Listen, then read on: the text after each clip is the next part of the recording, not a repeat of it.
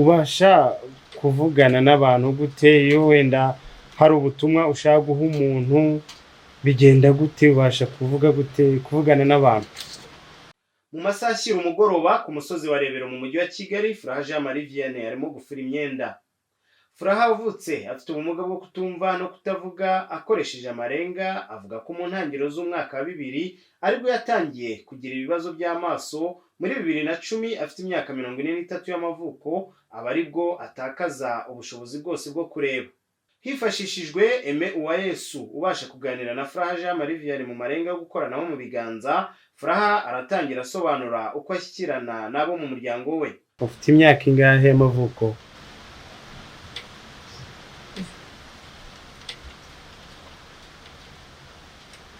Imyaka 55.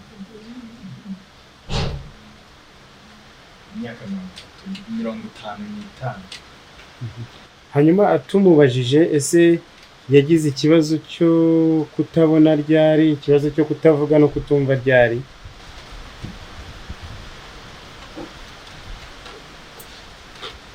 Urakoze cyane. Navutse mbona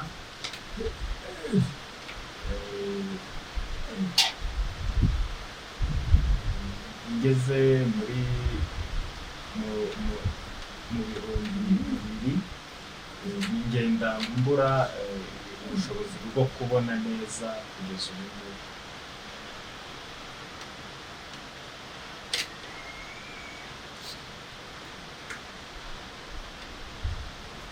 Mu 2010 nibwo bwaje kubura noneho burundu, ngira ubumuga bwo kutabona gutya. Hanyuma ibyo kutavuga no kutumva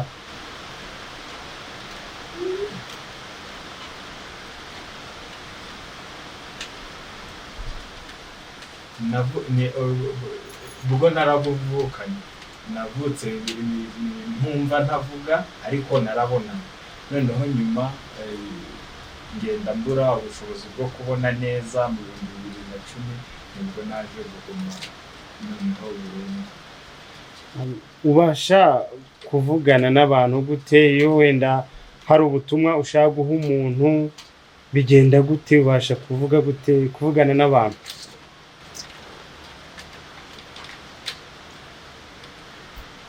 Murakoze. Ubundi umuryango wanjye kuganira biragorana bitewe nuko nibataza amarenga, bakoresha amarenga ataraye mu ishuri, tukaganira ati papa mama bisanzwe. Ariko iyo ari ukuganira birenzeho dukoresha ururimi rw'amarenga, ari nk'umuntu uruzi nk'uko hano mfite umusemuzi nawe uri kujya umbaza tukaganira. Ingorane uhura nazo kubera wenda ubu buzima ubayemo bw'ubumuga ufite ni nk'izihe ngorane?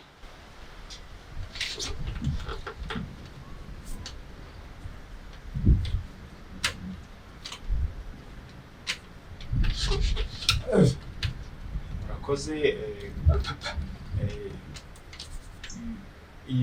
Ingorane cyane hano mu rugo byo nta kibazo nyambigiraho, ariko ingorane ziboneka iyo mvuye mu rugo wenda ngiye muri societe hanze, niho ngirira ingorane nyinshi zitandukanye. Yaduha ingero?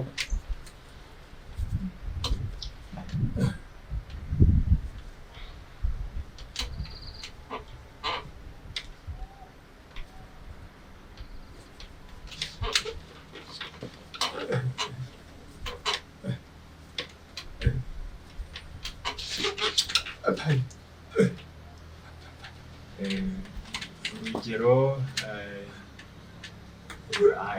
kubera mfite ubumuga mba ntari burebe cyangwa se ngo mvuge, hari igihe ujya usanga hari ibiba simbimenye ugasanga mbaye victim bityo kuko nta muntu uri bushobore kunganiriza. Abantu bambona bakaba bakoresha imvugo mbi, nkabibwirwa wenda n'undi muntu wenda w'umusemuzi wabyumvishe yabacyashya akambwira ati bari bavuze gutya. Ibyo byose biraba, ariko akenshi hari ibiba simbimenye kuko mba ndashobora kumva cyangwa ngo mbe nababona. kubyerekeye gusenga yaba ajya abasha kuba nawe yasenga akajya mu rusengero n'abandi bihagaze gute?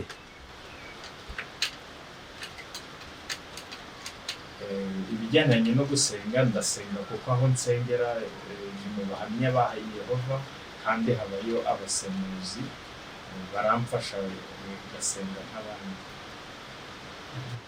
Hanyuma icyifuzo cyawe cyangwa ibyifuzo ni byawe ni bihe ku bantu bafite ubumuga nk'ubu bukomatanije nk'ubwawe,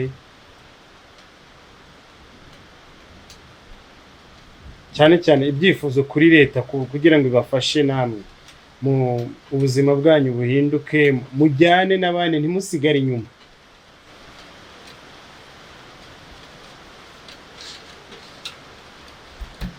Murakoze cyane. Ndasaba cyane leta y'u Rwanda kudufasha, ikadufasha nk'icyiciro cyihariye cy'abafite ubumuga bwo kutumva, kutavuga no kutabona, tukaba twagira iterambere nk'iry'abandi kuko natwe turashoboye nubwo dufite ubumuga bukomatanye. Ingorane uhura nazo kubera wenda ubu buzima ubayemo bw'ubumuga ufite ni nk'izihe ngorane?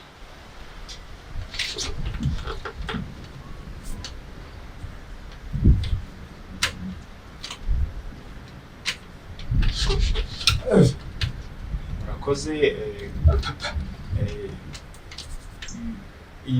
Ingorane cyane hano mu rugo byo nta kibazo nyambigiraho, ariko ingorane ziboneka iyo mvuye mu rugo wenda ngiye muri sosiyete hanze, niho ngirira ingorane nyinshi zitandukanye. Yaduha ingero?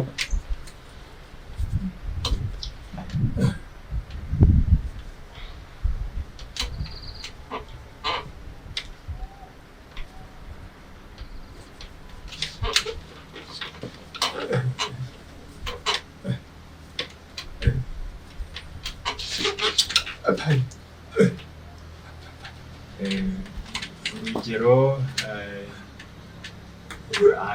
kubera mfite ubumuga mba ntari burebe cyangwa se ngo mvuge, hari igihe ujya usanga hari ibiba simbimenye ugasanga mbaye victim bityo kuko nta muntu uri bushobore kunganiriza. Abantu bambona bakaba bakoresha imvugo mbi, nkabibwirwa wenda n'undi muntu wenda w'umusemuzi wabyumvishe yabacyashya akambwira ati bari bavuze gutya. Ibyo byose biraba, ariko akenshi hari ibiba simbimenye kuko mba ndashobora kumva cyangwa ngo mbe nababona.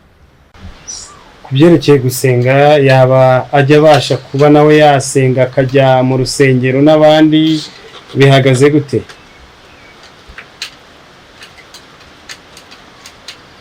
Ibijyanye no gusenga ndasenga kuko aho nsengera ni mu bahamya ba Yehova kandi habayo abasemuzi baramfasha gasenga nk'abandi.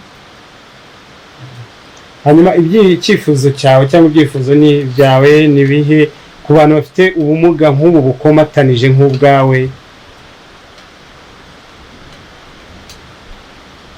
cyane cyane ibyifuzo kuri leta kugira ngo ibafashe namwe mu ubuzima bwanyu buhinduke, mujyane n'abandi ntimusigare inyuma?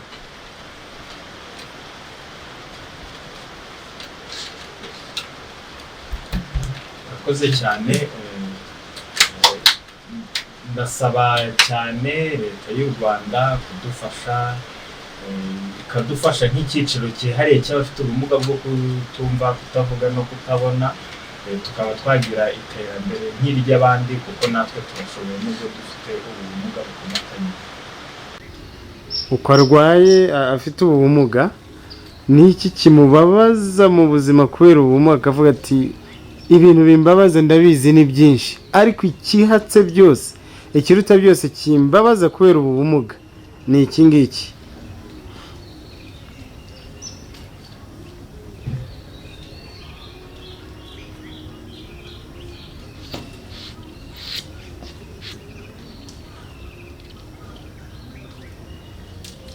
Murakoze.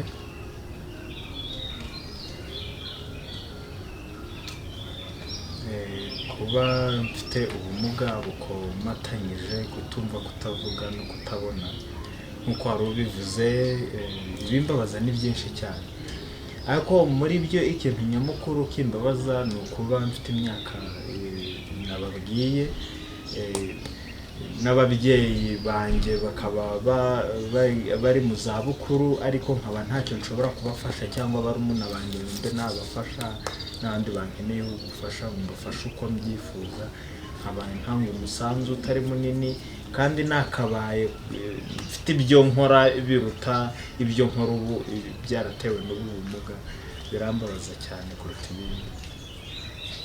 hanyuma ku giti cyewe wenyine atari ukugirira akamaro abandi, kuri we ubwe nk'ikintu avuga ati nibura wenda iyo mba ntafite ubumuga nakabaye nkora iki n'iki, nakabaye narageze kuri iki n'iki, akantu nkako.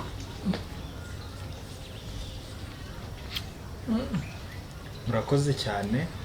Kuba mfite ubumuga ku giti cyanjye, ikintu kimbabaza cyane ni uguhura n'ikandamizwa, discrimination, kuruta ibindi cyane cyane ku giti cyanjye. Bijyananye n'iterambere ni uko abadafite ubumuga nk'ubu bwanjye bashobora kuba batekereza ko ndashoboye, bigatuma ntagera ku iterambere runaka, n'izindi mbogamizi muri rusange. Kuba mfite ubumuga ndashobora gukominikana n'abantu, ndashobora kuba nababona, birambabaza cyane. Nakabaye ndeba, nshobora kubona umuntu runaka nkishima, ariko kuba ibyo bidahari ku giti cyanjye numva bimbabaza, ariko nyuma ya byose ubuzima burakomeza. Hari tuvuge nk'abana n'iki byose, hari igihe umuntu aba afite icyifuzo ati nzaba umusirikare, nzaba umuganga, nzaba iki, ariko kubera we ubu bumuga n'iki yumvaga azaba, ubu bumuga bukaba bwaramubangamiye, akavuga ati nibura iyo ntagira ibi bibazo nari kuzaba iki ngiki, numvaga nshaka kuzaba iki ngiki.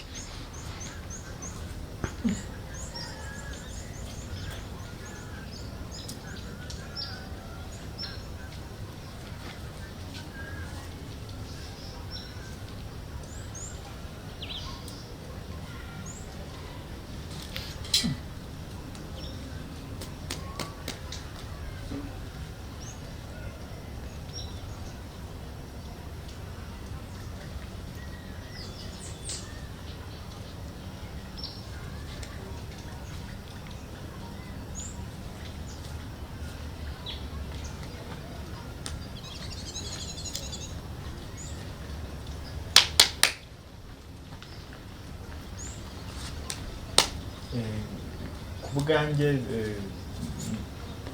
numvaga nari kuzaba nk'umuganga, ariko naje kugira nyine ubumuga, ariko ntago byakunze. Basha kunukirwa no guhumurirwa.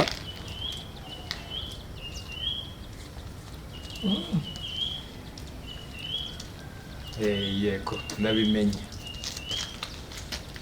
Ubashaka nko guteka ifi hano nk'abaturanyi akayumva akayimenya.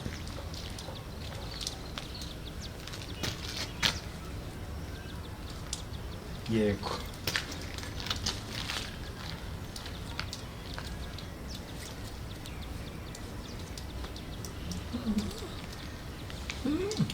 Ati nabimenya nanjye no kuyitekera nanayitekera. Ati impumuro yayo bifite impumuro itandukanye n'izindi nyama, uhita uyimenya.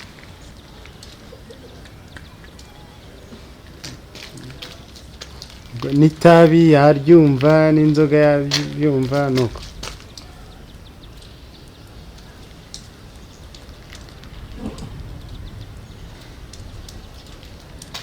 Ati byose ndabyumva, kubera ntabibona, ariko amazuru akaba ahumurirwa, byose uhita ubyumva.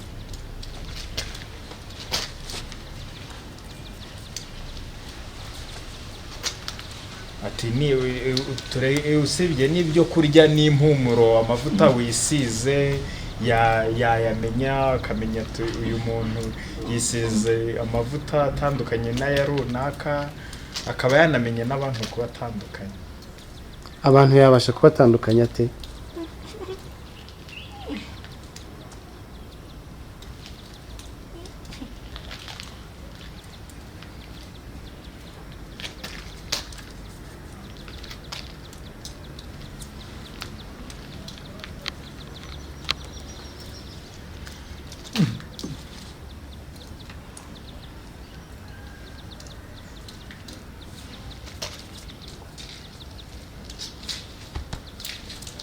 Ati abantu kugira mbamenye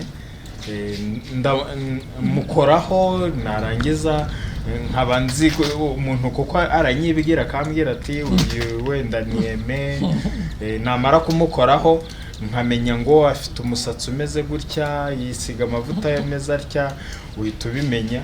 Ariko nko ku mukobwa hari aho udashobora kumukoraho kameme, ariko mu maso hanini cyangwa hato cyangwa harehare umusatsi bituma umuntu amenya kubatandukanya. Nubwo Furaha ahura n'ingorane nyinshi kubera ubu bumuga, avuga ko abasha kwirwanaho ku buryo hari imirimo myinshi abasha kwikorera. Ndaryama, noneho nabyuka amenya ngo ndakarabira ahangaha, ndiyoza nta muntu mfasha mu kwikorera isuku, yaba n'ubwiherero toilette azikorera isuku, narangiza gukaraba nkamesa yaba imyenda byose rero ndabyikorera. Ibyo nibyo mbasha gukora, nta muntu uri gufasha rwose. Ku bijyanye n'uko abafite ubu bumuga bafatwa mu muryango nyarwanda, Furaha JMV avuga ko akenshi batitabwaho, akaba ariyo mpamvu asaba ko iyo myitwarire yahinduka. Imiryango ifite abafite ubumuga bwo kutumva, kutavuga no kutabona bukomatanyije, cyangwa se n'ubundi bumuga muri rusange, babyeyi ntimugaheze abo bana cyangwa se abo bafite ubumuga uko yabangana kose, mwibahisha mubagaragaze, bamenyekane, leta imenye ko bahari, bagira ibyo bafashwa, bagira ibyo bigishwa, bashobore no kuba bakwifasha. Buriya nkuzi ko umuntu ufite ubwo bumuga bukomatanyije ntacyo yakora, aribeshya. Nkanjye mwabonye ko nshobora kwimesera, nshobora kwiterera ipasi n'ibindi. Ibyo byose iyo umuntu abyigishijwe, aho kumuheza no kumva ko ntacyo amaze, agira aho yigeza. Ariko iyo umugumishije mu rugo, ashobora gutwara inda, ashobora gukuramo n'ibindi bibazo, ntiyimenye, ntiyisobanukirwe. Mubashyira ahagaragara, leta ibamenye, ibafashe, igihe arwaye mujyane kwa muganga n'ibindi. Muri rusange abafite ubumuga ni abantu nk'abandi, kandi mujye munabihanganira, nabo ntabwo babyiteye. Umuryango wita ku bafite ubu bumuga butatu bukomatanije uvuga ko utaramenya umubare w'abafite ubu bumuga uko bangana mu Rwanda hose, ariko ko mu turere dutatu bamaze gukoramo ibarura babonye abantu 350. Muri aba 60% ni abana bagejeje igihe cyo kwiga, ariko bakaba batiga kubera kubura amashuri yabafasha, nk'uko Joseph Musabyimana, umunyamabanga nshingwabikorwa w'umuryango wita ku bafite ubumuga bwo kutumva, kutavuga no kutabona, abisobanura. Mazina ni Musabyimana Joseph, ndi umunyamabanga nshingwabikorwa w'uyu muryango.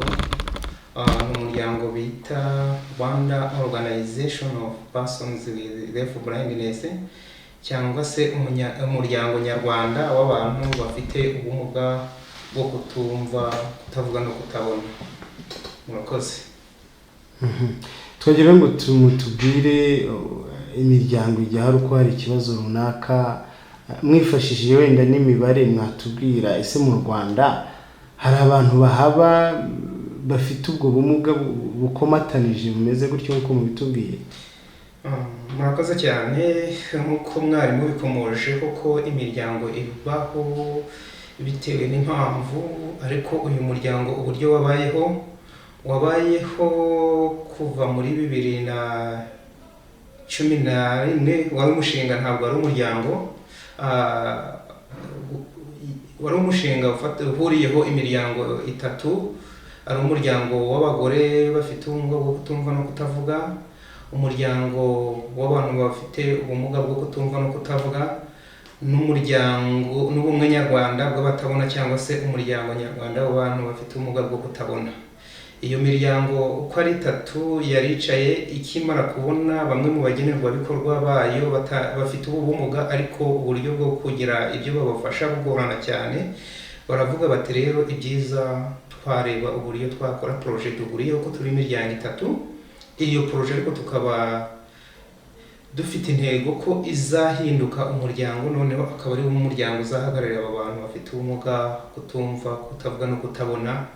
Ubwo rero 2018 nibwo iyo projet yarangiye. Ikimara kurangira hahise habaho gutora kuko hari hamaze kuboneka abanyamuryango bagaragara, kuko nko muri outreach cyangwa se uburyo iyo projet yakoze n'ahantu yageze mu turere 3 yabonyemo abantu 167, ariko hafaho 60% byari abana, ubwo 40% bisobanura ko bari abantu bakuru.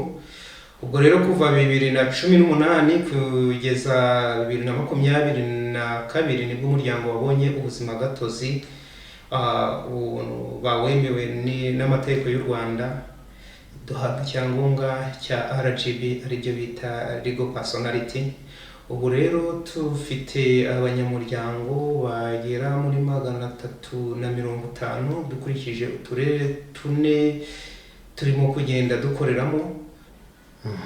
Hanyuma aho mu gukorera musanga ari ibihe bibazo by'umwihariko bafite, abatabona iyo atabona gusa afite ibibazo by'umwihariko, ariko n'abatavuga ntibanumve babona bafite ibibazo by'umwihariko.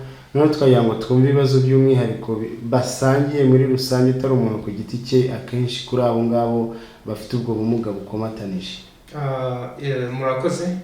Nk'ibibazo basangiye, icyambere iyo turebye nkuko nabivuze ko 60% ari abana bageze igihe cy'ishuri, ariko muri abo bana nta numwe ugaragara muri any form of education cyangwa se ibijyanye n'uburezi. Nta mwana n'umugaragara mu ishuri, no kumenya nayo ishuri riri biragoye, nta nuzi ko ishuri ribaho. Ibindi bibazo, ikindi kibazo bahuriyeho bari abantu bafite ubumuga nk'imiryango yabo, urabona nkuko ari abana kenshi bitabwaho n'ababyeyi babo. Ubwo rero usanga umubyeyi aho kugira ngo ajye gushaka ubushobozi cyangwa se uburyo bwo gutunga umuryango, ahubwo umwanya wose awumara yita kuri uwo mwana. Ubwo bikaba bigaragara ko iyo miryango ifite ubukene bukabije. Ikindi kibazo gihari ni ikibazo kijyanye na communication cyangwa se gushyikirana no kuba bashobora kumvikana n'abandi, kuko bakoresha ururimi rw'amarenga yo mu biganza bita tactile sign language. Ni ururimi bavugana umuntu ufite buriya bumuga n'undi ufite ubwo bumuga bakoresha bakoranaho, ariko dufite nyine icyo kibazo cy'uko nta ururimi rutazwi kandi rutanakoreshwa, ku buryo aho bagiye muri serivisi bashobora kwisanga muri zo serivisi bagiyemo. Ikindi kibazo bahuriyeho bose ni cyo na kato n'ihezwa aho baba muri community, aho usanga umuntu ushobora kuba ufite umuryango ufite uriya mwana, umuntu akaba ameze nk'icibwa muri society, akaba adashobora kugira ubwisanzure cyangwa se kugira uko ashobora kuganira n'abandi, ugasanga umuryango uriheza cyangwa se ukanahezwa. Ikindi kibazo bafite nuko n'ibikoresho bijyanye n'uburyo bwo gushyikirana batabasha kubigeraho neza nkuko n'abandi babigeraho, kuko iyo turebye nk'abandi dukoresha telefone, ariko bo ntabwo bashobora gukoresha telefone, kuko bo ibikoresho biri assistive devices cyangwa se ibikoresho bifasha abafite ubumuga kugira ngo bashyikirane, bo ntabyo bafite. Ubwo iyo tuje no kuri bya bindi rero twavuze ko uri ubukene bukabije, ntabwo ashobora kujya kwaka inguzanyo, ibintu nk'ibyo ushobora gusanga benshi nta nubwo babasha kugaragara muri gahunda za leta. Nk'iyo hari amahirwe agenewe bariya abantu, ntabwo bashobora kumenya ko ayo mahirwe ahari. Even n'abayobozi mu nzego zitandukanye benshi ntabwo bazi ko bariya abantu bahari. Hari naho tugenda tugera bakatubwira ko batazi ko abo bantu bahari. Imbogamizi zo ni nyinshi, ariko izo nizo mbashe kuvuga muri make, izindi ni nyinshi cyane barazifite. Iyo ugereranije nk'abasemuzi cyangwa niyo butabara abasemuzi batarabihize umwuga, ariko mubona abantu benshi bazi intuza, bazi ururimi rwo kwifashisha ibiganza, ururimi rw'amarenga. Ururimi rw'amarenga yo mu biganza ntabwo dufite abantu benshi baruzi. Abo dufite imibare iri kwegera muri 18, 21 aho ngaho, nabo ntabwo bahawe ubushobozi buhagije ku buryo bashobora gufasha uriya muntu ufite buriya bumuga ku rwego yifuza, ariko abo nibo dufite tugenekereza dukoresha, nta bandi barenze aho ngaho twaba dufite mu Rwanda. Ku ruhande rwa leta y'u Rwanda, umunyamabanga nshingwabikorwa w'inama y'igihugu y'abafite ubumuga Emmanuel Ndayisaba avuga ko bari kugerageza kongera umubare w'abazi ururimi rw'amarenga yo mu biganza kugira ngo abafite ubumuga bwo kutumva, kutavuga no kutabona bajye babasha kubona serivisi zitandukanye nk'abandi banyarwanda. Nitwa Ndayisaba Emmanuel, nkaba ndi umunyamabanga nshingwabikorwa w'inama y'igihugu y'abafite ubumuga. Nibyo koko muri iyi minsi twizihije umunsi mukuru w'abantu bafite ubumuga bwo kutumva no kutavuga, ndetse ukaba ari n'umunsi mukuru w'ururimi rw'amarenga. Ni umunsi rero uduha gusubiza amaso inyuma tukareba ibyagezweho ndetse n'ibibazo bigihari, hanyuma tugafata n'ingamba zo gushaka uko twabonera ibisubizo. Icyigisho cy'abafite ubumuga rero hari ikindi bijyanirana, aho usanga noneho hari abatumva ntibavuge, ariko wakongeraho no kuba batabona, bafite ubumuga bwo kutabona. Birumvikana ko rero urumva ko ingorane ziba zabaye nyinshi cyangwa imbogamizi bahura nazo mu buzima bwabo bwa buri munsi. Nibyo rero nk'igihugu cyagiye gikora ibishoboka byose kugira ngo turebe ko twakemura ibibazo bya buri cyiciro, buri cyiciro tukirebaho, kugira ngo urebye ibibazo ku bantu bafite ubumuga bw'ingingo biriho, usanga guhangana nabyo bigenda bifata umurongo, hasigaye bikeya, ndetse n'abo batumva ntibavuge nabo turimo turabitaho, kuko kugeza uyu munsi ikibazo bagira ni uko bo bagira ikibazo cy'imbogamizi mu kuvugana n'abandi, ibyo twita mu ndimi z'amahanga communication. Ni gute bahanahana amakuru n'abandi bantu, niyo kintu kibagora kiba gikomeye. Iyo twagiye tuganira nabo, dushaka uburyo tubafasha, dushaka uburyo inzego zibaha serivisi zagenda zitoza ururimi rw'amarenga. Hakozwe byinshi, ariko twaje gusanga igisubizo gikomeye cyane ari kimwe, ari icy'uko twashyiraho ururimi rw'amarenga rwabo bigendanye n'umuco wacu w'Abanyarwanda, hano twarangiza tugashaka uburyo rwazemezwa nk'ururimi rw'igihugu gikoresha, hanyuma rukazakoreshwa mu mashuri ku buryo umuntu wese uzajya yiga azajya abasha, mu gihe agiye gutanga serivisi, azajya abasha kuvugana n'umunyarwanda uwo ari we wese uje umusanga, n'utumva ntavuge, atagombeye kubona umusemuzi w'ururimi rw'amarenga. Icyo rero nicyo navuga ko twakoze mu buryo bukomeye cyane. Ubu twamaze gutunganya inkoranyamagambo y'ururimi rw'amarenga nyarwanda, ku buryo bitarenze kuri tariki ya 30 tuzaba twamaze kuyisohora mu icapiro, ku buryo izaba igizwe n'amagambo ageze hafi ku 2000, amarenga ageze ku 2000. Bivuze ngo ubwo tubonye ururimi rero muri make, hagiye kujyaho ibindi bijyanye no gusaba rwemerwa, rwakoreshwa gute, rwakwishwa gute Abanyarwanda muri rusange. Ese tuzarukora no ku buryo tubikora mu ikoranabuhanga, ku buryo n'umuntu wese ashobora no kurwigisha ari iwe, apfa kuba afite mudasobwa cyangwa abasha kujya mu buryo bw'ikoranabuhanga kubikoresha. Icyo rero ni igice twari tumaze mu myaka itari mike. Icyo rero kuba twakirangije ni ikintu cyadushimishije cyane, ni ukuvuga ngo icyo cyiciro cy'abatumva batavuga dusa nk'abakiboneye igisubizo. Hajemo ikindi cyiciro noneho, icyo kiyongereyeho noneho ntibanabona, uko biragenda bite, ntiyumva, ntavuga, ntanabona. Ni ukuvuga ngo na ya marenga twavugaga, we ntashobora kureba ngo we wamucira amarenga, wamusemurira.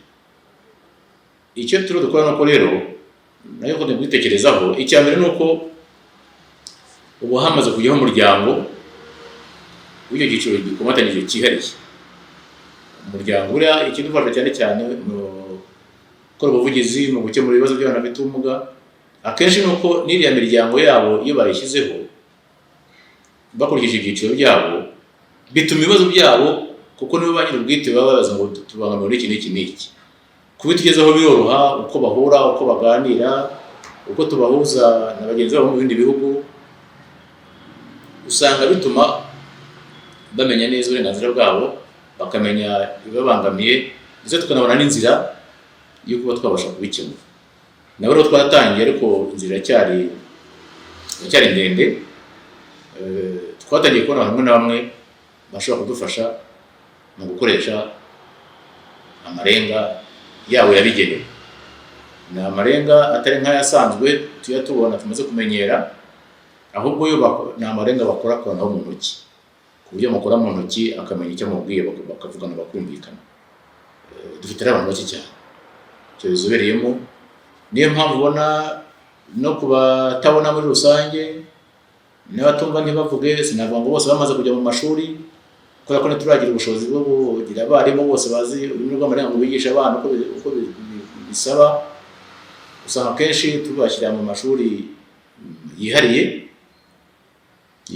afite abarimu b'inzobere babizobereyemo, ariko turimo turahugura abarimu benshi cyane, twigisha abarimu batandukanye muri za TTC, muri aya mashuri yigisha abarimu, kugira ngo cyane cyane bigishwa nabo mu ishami ryo muri kaminuza y'u Rwanda, ishami ry'uburezi budaheza n'uburezi bwihariye, biri muri kaminuza y'u Rwanda ishami rya Rukara. Abo rero iyo barangije nibo bagenda batwigisha abo barimu basanzwe, nabo bakazabasha kuba bakwita kuri ba bana ku bigo by'amashuri binini. Ubundi gahunda y'igihugu nuko, politiki y'igihugu nuko abana bakwigishirizwa mu mashuri yegereye iwabo, aho tukagira ibikoresho bihagije, tukagira abarimu b'inzobere, tukagira amashuri nayo adaheza abana bafite ubumuga. Niyo politiki y'igihugu byaratangiye rero, ngira ngo buriya no muri iyi mivugururire y'inzego za leta turimo dusoza, ugiye nko muri cya kigo gishinzwe uburezi REB, uzasanga ko bashyizemo ishami ryihariye rishinzwe uburezi budaheza n'uburezi bwihariye. Impamvu ryagiye no kugira ngo turebe yuko politiki yashyizweho ndetse na gahunda yo kwishyira mu bikorwa, kugira ngo iryo shami ribashe kubikora koko ribyitayeho, maze muri buriya burezi bw'ibanze tubona abana babasha kubona uburezi, yaba afite ubumuga bw'ingingo, kutumva no kutavuga, kutabona. Ngira ngo na cya cyiciro buri ko bizagenda, n'ayo marenga niyo yamara ayo bakoresha mu ntoki, nayo azajya agendera kuri mu twakoze, nubwo aba atayabonesha amaso, ariko n'uzajya ajya gusemurira undi, ubu niko bizajya bigenda. Tugomba no kuzagira uruhare nanone, ubu igice cya mbere tugiye gusa nkaho dusaza ibikireba, ariko si no gusoza, kuko ni nk'intangiriro. Tubonye umusingi, ariko dukeneye ko unakwirakwira, nuko n'ibyo twabonye abantu bakabyiga bakabimenya. Birumvikana ko na cya cyiciro rero tugomba kugira umwero, tugashaka nibwo twakemura iki kibazo. Akenshi rero mu kugikemura hari abo dufite bamaze kugiramo ubumenyi ku bakeya cyane, ikiba gisabwa no kubongera no kureba abantu gute bazajya mu mashuri. Urumva niba umwarimu noneho atarazi n'amarenga ayasanzwe, tuba tugana ngo bazabashe kuyamenya, guhita uvuga ngo noneho ngo uhita unamenya n'aya ngaya bagenda bakora no mu ntoki, urumva waba ugiye kubashyira mu ivurizo rindi. Ariko tugiye kubanza icyo ngicyo tugiha umurongo, n'ikindi tukirimo turimo turanga twazabikora gute, twifashisha bagenzi bacu mu bindi bihugu rimwe na rimwe abana dusize muri cya cyiciro, kuko barahari turi n'abafite, twagiye tunaganira turebe n'icyo twaheruka ngo tugende nawe tugitekereze uburyo twabikemura. Twaratangiye, ariko inzira iracyari inyuma kuri cya cyiciro, ariko turabitekereza nk'igihugu kugira ngo turebe ko nabo babasha kujya mu buzima nk'ubw'abandi bafite icyo bakwigezaho. Wenda ikibazo cyane kugira ngo mbarekure n'ubundi, muri make namwe murabizi ko aba bana bafite ubwo bumuga bukomatanije uko ari butatu bo muri iki gihe batiga, wenda kandi kuri icyo kintu sinzi ko ni ikintu mufata wenda nk'ikintu kibabaje kiri kigiye ko abana bari ubwo burenganzira bwo kwiga batari kubona, nagira ngo numve kuri icyo kintu icyo mukiziho. Ikibazo turakizi kandi imbogamizi dufite, wishima twakagikemura, ariko kugikemura uyu mwanya hari ibintu bigambo urugero rufatika nk'ubwo nkoranyamagambo iri muri rw'amarenga ayanga abantu bagiye babona, nari muze ngo asanzwe nk'aho hari n'abatazi ko nahari. Kuyikora twayikoze kuva muri 2014, none tuyirangije muri 2022. Byatowe n'iki? Tukabuza abantu babizi mu Rwanda. Twibasha abantu bo hanze yazagira hagati tugasanga nawe afite hari ibyo atumva, agakora igice kimwe akabahagarariye aho, tugashaka undi gutyo kwezi ubwo tubirangije. Bivuze ngo rero n'ikindi ni kiriya kijoro nakirumva, niba kiriya twavuga ko kitari kinagoye cyane cyangwa twayo myaka kubera ko nta nzobere tugira hano mu gihugu, ikindi cyumva ko ni ibindi birasaba ko noneho twari tukicara twabaza abantu bo turatangiye dufite abantu barimo bagenda bafasha aba bana, ariko akenshi nabo duhura nabo n'abasemura, urumva ntabwo basemura rwa rurimi noneho bakoresha mu ntoki bari mu ishuri, ko nta mwarimu dufite ubizi. Urumva ko gufatwa izindi ngamba zihanitse. Rero tuzavugana n'inzego z'uburezi ku buryo niyo twakomeza tutemuna mu buryo muri abantu bajye kubasemurira ababizi, uzasanga nabwo utanababona ko ni bake. Bivuze ngo rero turashaka uburyo icyo tukinjiramo mu mizi, tugikorere gahunda yacyo, dukore igenamigambi, uyu niyo twazagishakira umuti kuko kiragoye kandi ntigasina nta n'ugarabo gusa. Ubwo impamvu rero mutangiye kumenya n'ikindi kintu bakora cyo kiza cyabyo nuko bamaze gushyiraho umuryango utangiye kubavugira. Noneho hari n'abandi barenza n'ibyo ngibyo, akaba atumva, ntavuge, ntabone, ntave n'aho. Dufite abana benshi bagiye bari mu bigo bameze gutyo. Noneho kubaza nk'uwo ngowe byagenda gute? Urumva buriya uko abantu bakemura ibibazo, buriya kenshi si ukuvuga ngo ugenda ureba ikibangamiye abantu benshi, ariko nabyo biba bifite agaciro ko gukemura ikintu cy'abantu benshi. Uba ufite umusanzu utanze ukomeye cyane ku gihugu no kuri abo bantu no ku muryango, ariko buri wese afite uburenganzira. Afite uburenganzira tumugomba kuko uvuga ngo ngiye muramfasha iki, kuko we ntabasha kubyivugira, ntabasha kubyumva. Iyo tumutekerereza tugomba no kwicara tugatekereza tukareba neza uwo twashyiramo imbaraga naho nyinshi kugira ngo abo bantu nabo babashe kugerwaho na serivisi zitandukanye. Ndabwo cyane kuri izibanze mu burezi n'ubuvuzi. Urumva muri ya mwaka yazagenda asange muganga amwibwirire biragoye. Nitumara kwigisha abaganga ururimi rusanzwe rw'amarenga bakayamenya, hari abazaha serivisi, ariko n'ubundi naza none uzasanga bigoye. Ariko yaramenya ya mbere birashoboka ko no kumuzamwigisha aho yandakurikiraho bishobora kuzoba kuba bafite nabyibuze fondasiyo cyangwa mu kimwe umusingi w'ibyo bagiye bamenya. Iyo uzi bimwe rero ushobora kwiriraho ibindi bigakorwa. Ngira ngo ni gahunda tugiye gukomeza gutekereza no gushyiramo imbaraga, ariko turabizi ibibazo bafite kuko ni ibibazo bikomeye kandi nk'ubwo bashinzwe nicyo dushinzwe ni ukugira ngo umuntu ufite ubumuga mu buzima bwe bwa buri munsi ni gute yakoroherezwa, ni gute yabasha kubamo atabangamiwe, adahejwe ku byiza igihugu kigenda kigeraho.